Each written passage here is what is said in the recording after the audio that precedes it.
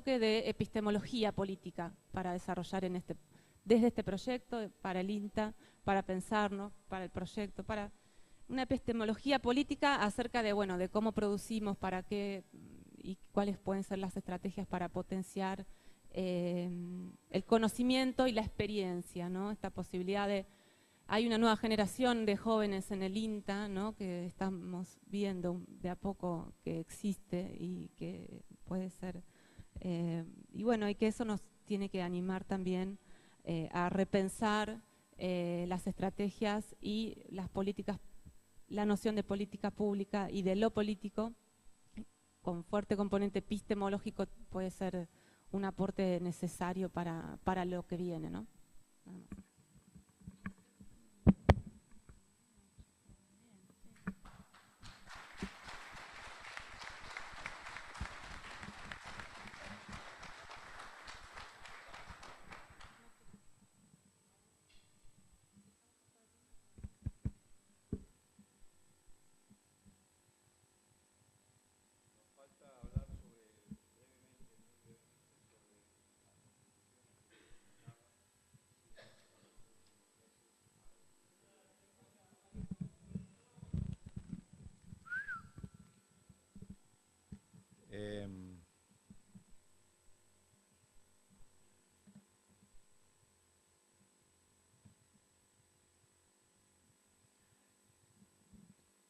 La primera vez, a respuesta a solicitud del Ministerio,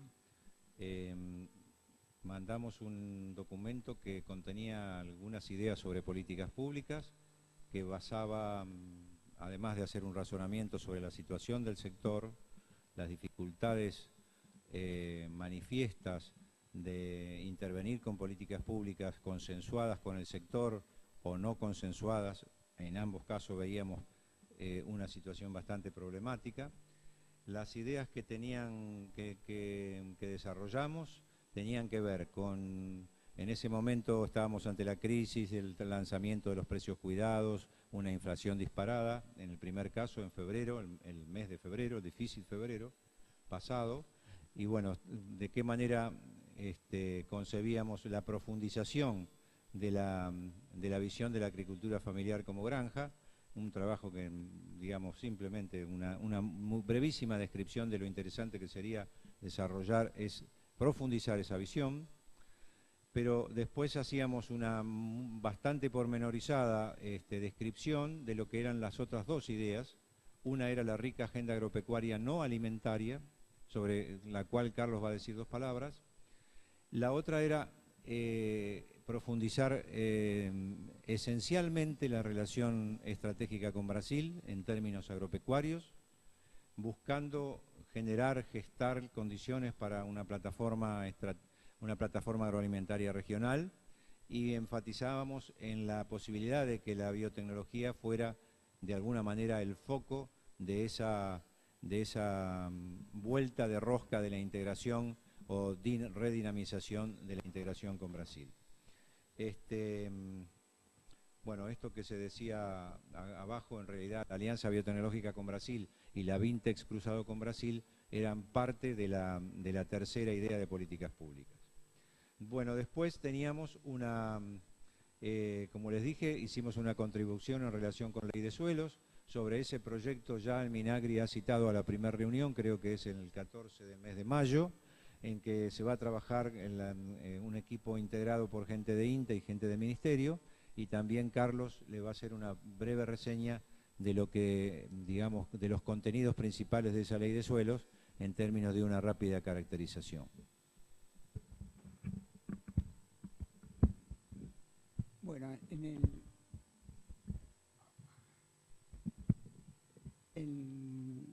durante las reuniones que mantuvimos, fundamentalmente dentro del instituto y con Miguel Taboada, director del Instituto de Suelos, lo que fundamentalmente empezamos a analizar era qué tipo de ley podría aplicarse a la ley de suelos. O sea, si era un tipo de ley de fomento, un tipo de ley de fomento y promoción, o una ley que podría ser de fomento, promoción y control. Fundamentalmente se analizó eso en un documento, se analizó los pros y los contras.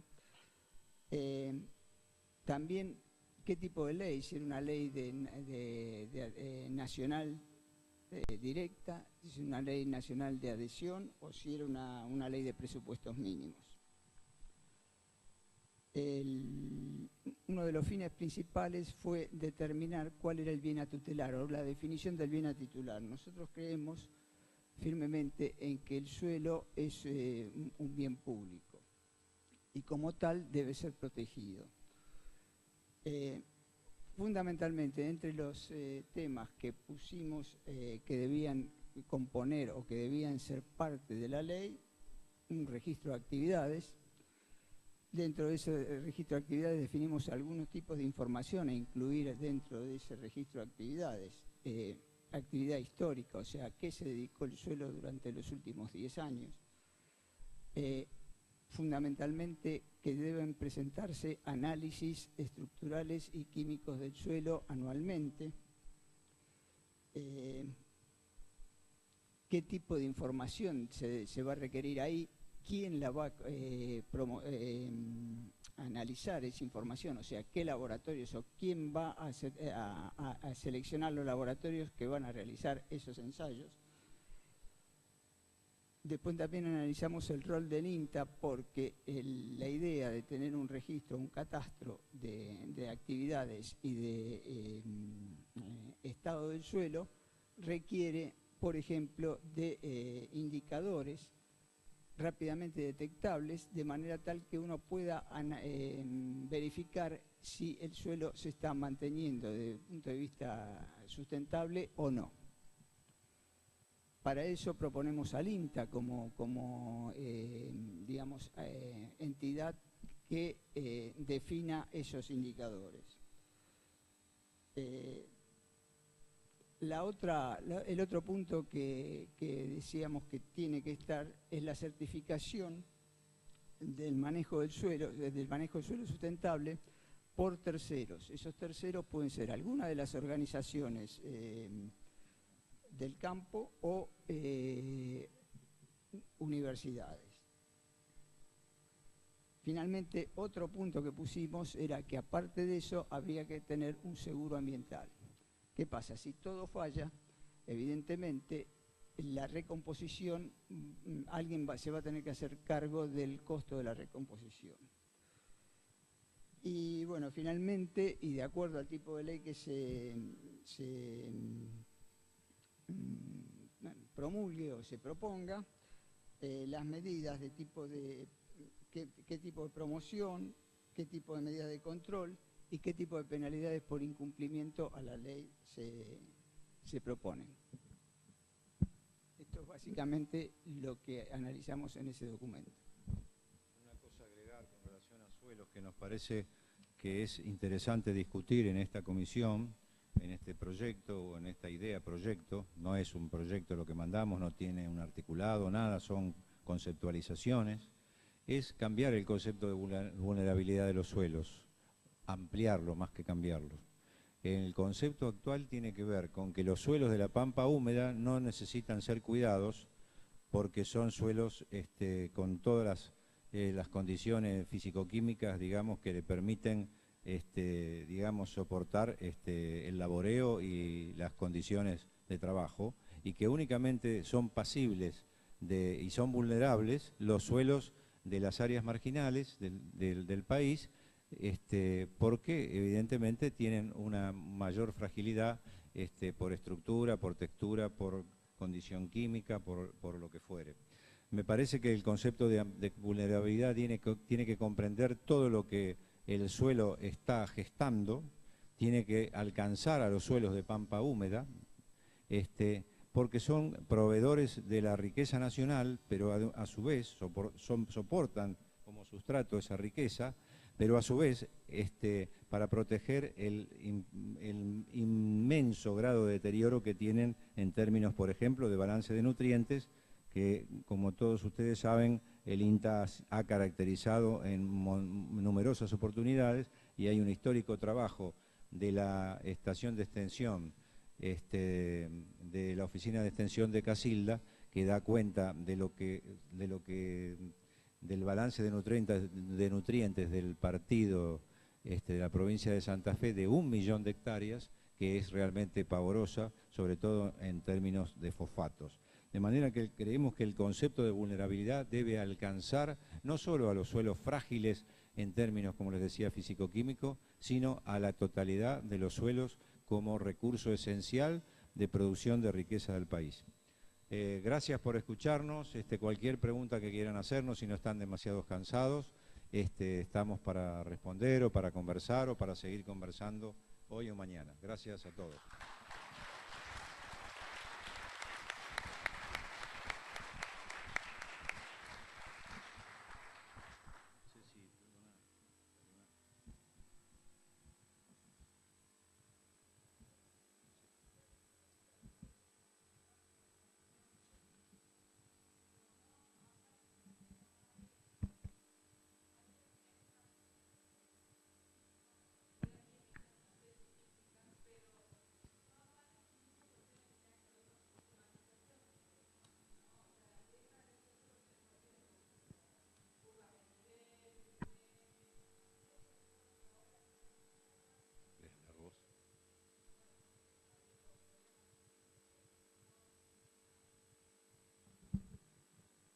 Sí, digamos, en la sinopsis no lo mencioné, pero sí, lo que hay es una caracterización de suelos y caracterización de actividades preferentes, actividades posibles y actividades que no son posibles.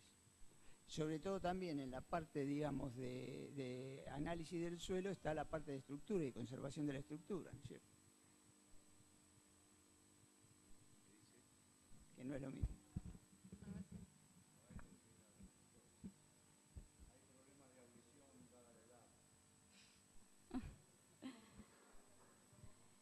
Sí, nosotros en esta propuesta, que fue en realidad una descripción bastante conceptual, nosotros hablamos de degradación de suelo, además de vulnerabilidad, tratando de superar el concepto de degradación solamente desde lo biofísico, sino también incorporando variables que tienen que ver con lo socioeconómico. Por eso la referencia que hacía Rubén, también podemos hablar de degradación de tierra en la zona núcleo, ¿no? Si incorporamos variables que tienen que ver con lo social. A ver un cachito, porque digo, me parece que es importante que le demos la justa dimensión. No es la ley de suelo, no, ni es la ley de tierra. Lo que está diciendo el Patro, hubo un equipo que trabajó dentro del equipo de los que están ahí y acercó una serie de conceptos al Ministerio de Agricultura, que es quien tiene la potestad de hacer la ley. Esto recién empieza. Es decir, que esto tiene que entrar en discusión. No es para que lo discutamos hoy a esta ley, porque hay un montón. Lo que trataron de hacer son presentar los conceptos más gruesos que ellos creían en el tiempo limitado que le dio el director nacional, tratar de presentar eso. Entre ellos, digamos, el concepto de desarrollo, el concepto de sustentabilidad.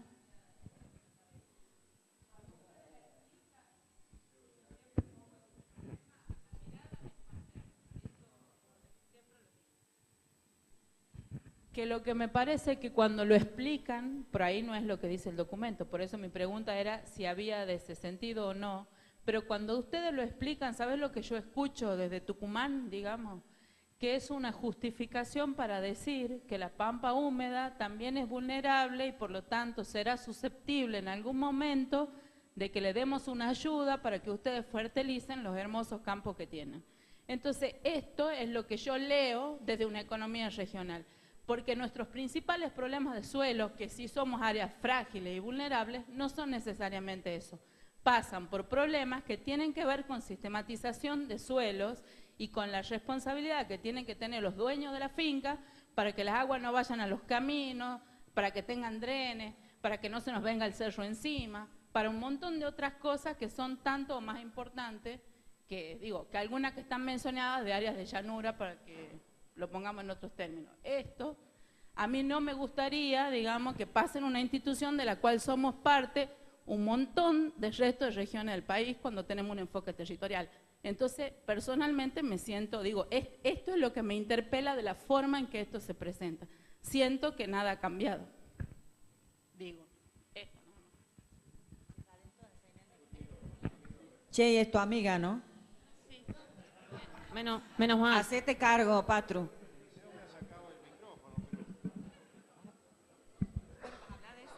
Esperá que le contesto a Erika. ¿Le vas a porque, contestar? Bueno. mirá, primero que no trajimos preparado el tema, primera cosa. Segunda cosa, Taboada es el que sabe de suelos, nosotros no somos expertos en suelo, Carlos es experto en medio ambiente, y nosotros esta consideración la hacemos básicamente en términos políticos, sin hacer ninguna diferenciación entre pampa húmeda y economías regionales, no tenemos ningún tipo de intervención sobre, digamos, que tenga que ver con alterar en este momento la mirada histórica sobre vulnerabilidad en lo que tiene que ver con economías regionales, por ejemplo. Simplemente lo que estamos diciendo es el recurso suelo es absolutamente, por ejemplo, necesario en términos del interés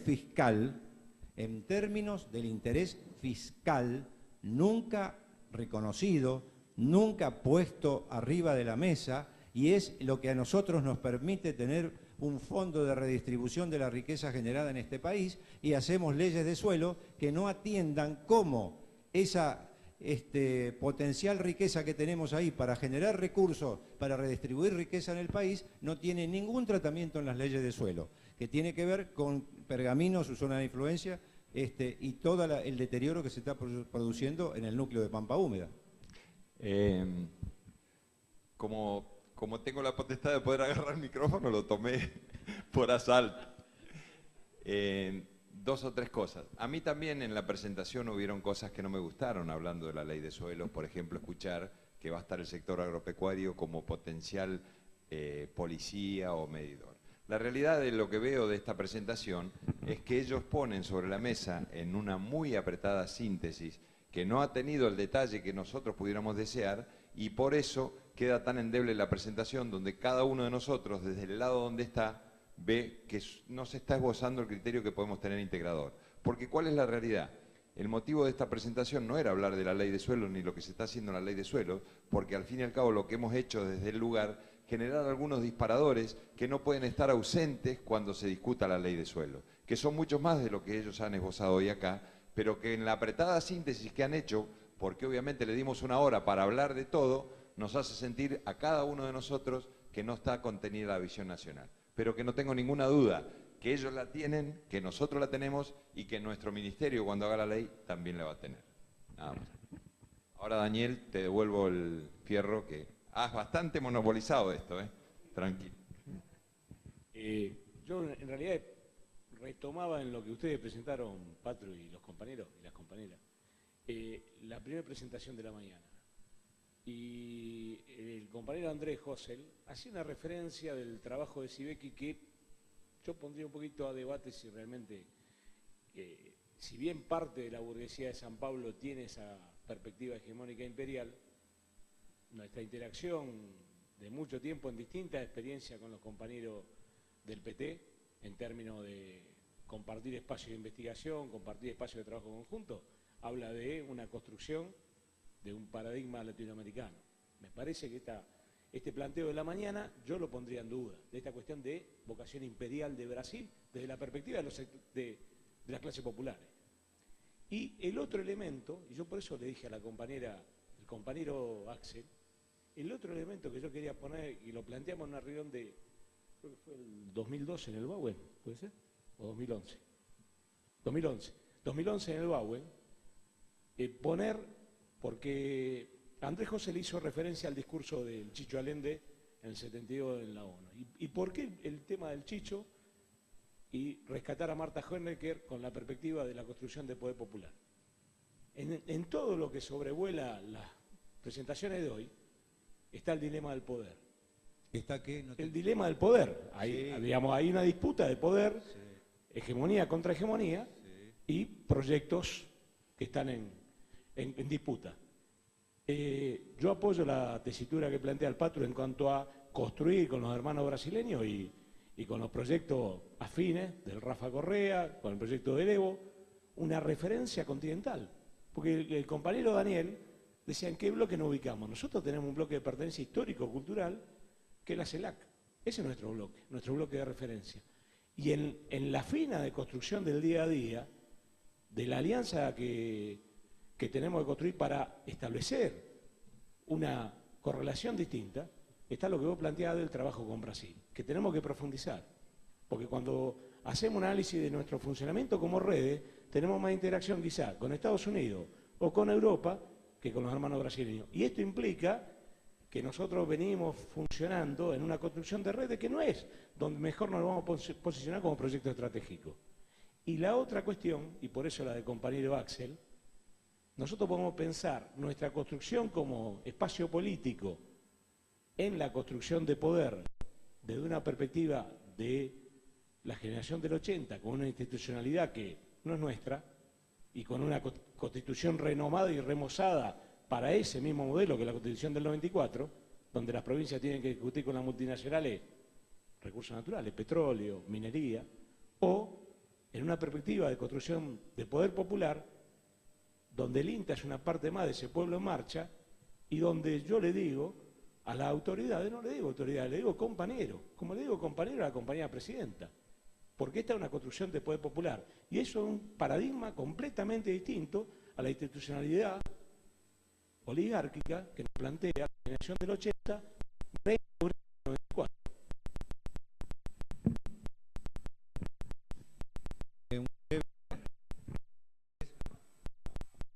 Puedo una presentación a breve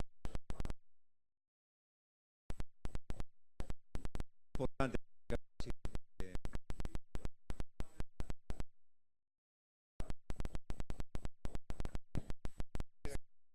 No, con la presentación he entendido que la propuesta de la ley, esta conceptualización de la ley de suelos, responde a una demanda al Ministerio. Preguntar si también el Ministerio los ha convocado a lo que es el tema de la ley de semillas y todo lo que es a la ley de la agricultura familiar, y que si no los han convocado, ustedes ven la posibilidad de que se los convoquen y que se nos convoque, digamos, a los que trabajamos en el INTA y en el territorio y digamos, en la extensión y con cada una de las organizaciones, porque me parece, digamos, que son leyes que requieren y que necesitan un consenso y una legitimidad, digamos, territorial que permita, digamos, una aceptación a nivel de, digamos, de la sociedad. Entonces, preguntarles eso, si se los ha convocado, porque está en la agenda del Ministerio, está en la agenda, digamos, por la demás legislativa, por lo que se ha dicho también hoy a la siesta, y claramente se habla mucho de estas dos leyes, y creo, digo, o yo soy una ignorante, que la ley, esas leyes no se ha circulado, no se han discutido como se ha discutido en algún momento, por ejemplo, en la ley de medios, los 21 puntos de la ley que después se convirtieron en leyes, y saber eso, digo, nada más, y si hay esa posibilidad de que en algún momento podamos discutir esto con quien corresponda. A lo mejor Pancho y Eliseo saben más que yo de esto. Qué suerte que puedo agarrar el micrófono cuando quiera. Antes de contestarle a Sandra, dos cosas. El día ha sido extremadamente largo y hemos tenido 2 disertaciones más de las que esperábamos. No es que yo les quiera cortar el churro o el mambo, como dicen los chicos, sino que me parece que hemos superado la cantidad de horas que hemos tenido, y mañana hemos reacomodado toda la agenda de manera que entre las 3 de la tarde y las 5, 5 y media tengamos agenda abierta, Eliseo y yo, para charlar con ustedes todos los temas que salgan acá arriba de la mesa. Eso se los quiero comentar porque por ahí tienen la idea de que estamos tan acotados en la agenda que no vamos a tener un tiempo para nosotros, para la línea, que me parece muy, muy importante, porque la realidad es que hace mucho tiempo que no nos encontramos y tenemos que debatir un montón de cosas que son interesantísimas para cada uno con la amplitud necesaria. Y entonces, como voy a hacer abuso de la autoridad, le voy a contestar a Sandra. Estamos trabajando en todos los temas, pero quiero que tengan algo claro, como más de una vez les he dicho. Muchísimas veces, por el ímpetu de creernos que tenemos todas las herramientas para modificar la cosa, hemos saltado instancias y hemos colocado a nuestro proyecto en situaciones difíciles. Llámese concursos de algunos de los compañeros donde hemos tenido que batallar más allá de lo necesario para ganarlos o para que algún compañero pudiera obtener el lugar que merecía y hemos dado. Y digo que respecto a las leyes de suelo y de semillas, hoy tenemos al mejor conductor que podemos esperar en el Ministerio de Agricultura y Ganadería de la Nación, que no va a dejar afuera a ninguno de nuestros pensamientos y que todos los días que va a hacer alguna medida nos consulta y nos hace participar. Así que en ese sentido pueden tener la absoluta tranquilidad de que todas nuestras opiniones van a estar plasmadas arriba de la mesa para que lleguen al destino que tenemos que hacer llegar. Nada más. No dejen afuera los temas, anótenlo y mañana cuando esté el espacio, sáquenlo. Nosotros le daremos la información que tenemos de lo que está pasando y también tenemos para decir algunas cosas de las internas que se están dando dentro de las discusiones de la ley. Entonces me parece que lo vamos anotando para que mañana con tranquilidad lo tomemos. Muchas gracias a todos y buenas noches.